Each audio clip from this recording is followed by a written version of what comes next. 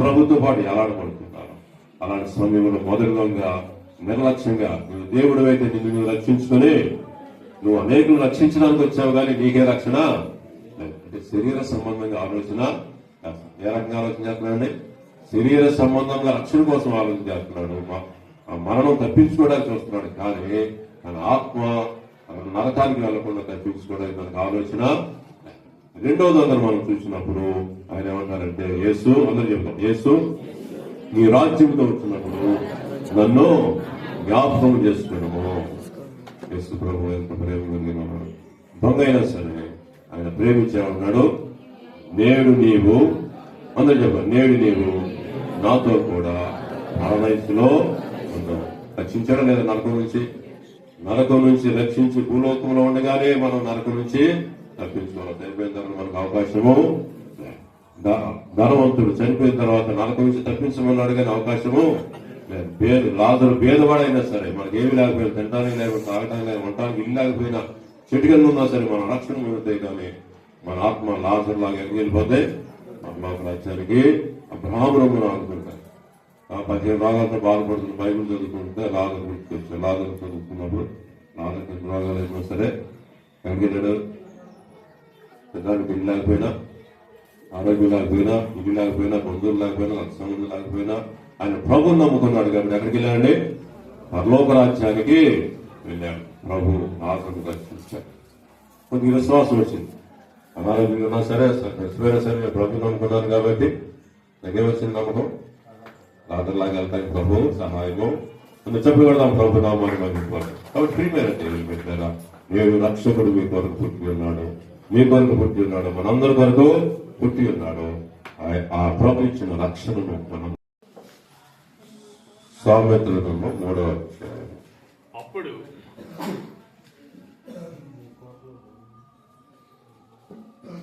7-8 చదువుకున్నాం. నేను జ్ఞానం అనుకొనవద్దు, యెహోవా యందు భయభక్తులు కలిగి చెడుతనమును విడిచిపెట్టుము, అప్పుడు నీ దేహములకు ఆరోగ్యము, నీ ఎముకలకు సత్తువయు కలుగును. దేవుని యందు మనం ఎప్పుడైతే భయభక్తులు కలిగి ఉంటామో దేవుడు ఏం చేస్తాడండి? దేవుడు ఏం చేస్తుందా? మన ఎముకలకు సత్తు ఇస్తాడు, మన రెక్కలకు ఆరోగ్యాన్ని కలుగు చేస్తాడు. దేవుడు ఎంత గొప్ప దేవుడు. మనం చక్కగా ఆదివారము ప్రార్థనకి వస్తూ ఆ దేవుని ఆరాధన చేస్తూ, అలాగే ఉపవాస ప్రార్థన చక్కగా పాల్గొంటూ, చక్కగా దేవుని పరిచయం చేసుకుంటూ, దేవుని మాటలు వింటూ, దేవుని పాటలు పాడుతూ, దేవుని స్తుతిస్తూ, యేసే గొప్ప దేవుడు, మన యేసే శక్తివంతుడు, యేసే ప్రేమ పూర్ణుడు, యుగ యుగముల స్తుతి పాత్రుడు.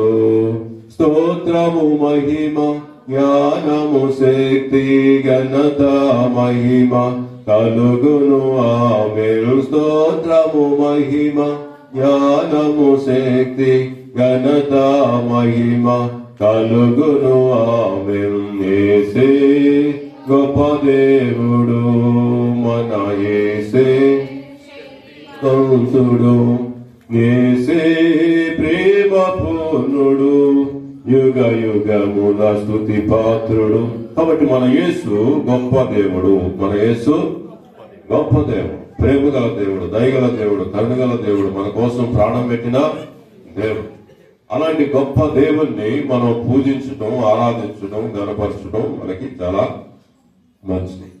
కాబట్టి మొట్టమొదటిగా మనం జ్ఞాపకం చేసుకున్నట్లుగా పాపము నుంచి దేవుడు రక్షించడానికి లోకానికి వచ్చాడు. యేసు ప్రభు సజీవుడిగా ఉన్నప్పుడు ఒక పాపాత్మరాలు స్త్రీ ఏం చేసిందంటే, యేసు ప్రభు ఒక ఇంటి దగ్గర దేవుని వాక్యము అందించడానికి, భోజనం చేయడానికి వచ్చినప్పుడు అక్కడ వాక్యం అందించి భోజనం చేసుకున్న సమయంలో ఒక స్త్రీ, పాపాత్మరాలైన స్త్రీ ఏం చేసిందంటే, దేవుని దగ్గరకు వచ్చి దేవుని పాదాలు పట్టుకొని కన్నీరు గార్చి ఆయన పాదాలను తడిపి తల వెంట్రుకలతో తుడిచింది. ఆయన పాదాలనే ముద్దు పెట్టుకుంది. మనందరికి తెలుసు. కాబట్టి ఆమెతోటి దేవుడు ఏం చెప్తాడు? అమ్మా నీ పాపములు క్షమించబడినవి, అమ్మా నీ పాపములు క్షమించబడినవి.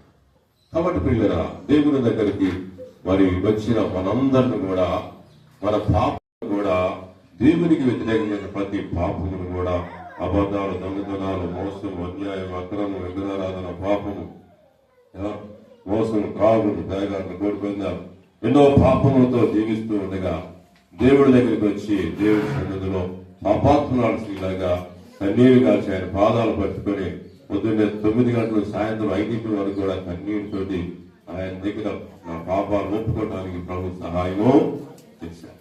కాబట్టి నాకేం కావాలి? మొదట దేని కొరకు వచ్చాడు ఆయన? పాపముల నుంచి రక్షించడానికి వచ్చాడు.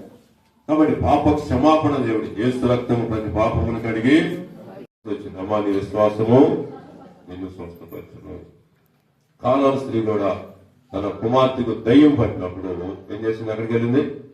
దేవుడి దగ్గరికి వెళ్ళింది. దావీదు కుమారుడా, నా కుమార్తెకు దయ్యం పట్టి ఒక బాధ అవుతున్నది. కాబట్టి అనారోగ్యముగా రోగాలతో బాధపడిన వారిని దేవుడు రక్షించాడు. దయ్యాలతో పీడించబడిన వారిని దేవుడు రక్షించాడు. నా జీవితంలో కూడా గమనం చేసుకుంటే దేవుళ్ళలోనికి ప్రభు నమ్ముకోమంటే నేను నమ్ముకోవాలి. ఆదివారం ప్రార్థనకి వెళ్ళాము, క్రిస్మస్ కి జనవరి కూడా ప్రార్థనకి వెళ్ళేవాడిని. ఈ చిన్నపిల్ల వయసులో ఒకసారి 2 సార్లు వెళ్ళాడు గుర్తుంది.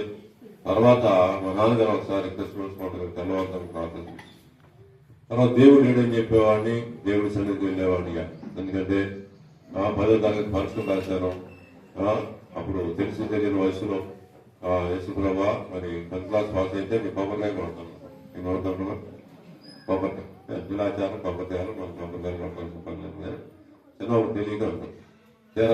తీరా తప్పేవాడికి నా దేవుడి మీద నమ్మకం పోయి, చిన్న వయసులో నమ్మకం పోయి దేవుడు లేడు వెళ్ళేది అర్థపడితే అని చెప్పేసి దేవుడు నమ్ముకోకుండా మరి తర్వాత మళ్ళీ చదివి పాస్ అయ్యాను. ఇంటర్మీడియట్ డిగ్రీ వరకు చదివాను. కానీ మనసులో మాత్రం ఏముంది?